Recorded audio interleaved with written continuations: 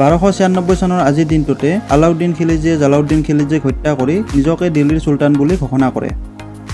অসম আৰু অসমীয়াৰ বাবে কেতিয়াও পাহৰিব নোৱাৰা এটা নাম হৈছে মাইল ব্ৰনছন। আজি তেখেতৰ জন্মদিন। তেওঁ অসমীয়া ভাষাৰ বাবে বহু কাম কৰি থৈ গৈছে। তেখেতে অসমীয়া অভিধান প্ৰণয়ন কৰিছিল।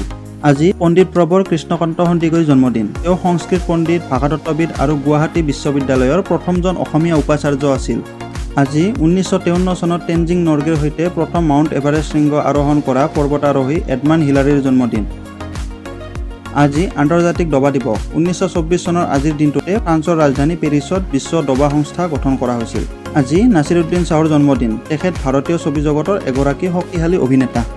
1969 চনৰ আজিৰ দিনটোতে এপ'ল' 11 মহাকাশ অভিযানৰ দ্বাৰা চন্দ্ৰত প্ৰথম মানুহ হিচাপে নীল আৰ্মষ্ট্ৰং আৰু বুজ এলড্ৰিনে ভৰি দিয়ে। আজি চীনা সমৰ কলা শিল্পী, শিক্ষক আৰু অভিনেতা ব্ৰুচ লীৰ স্মৃতি দিৱস।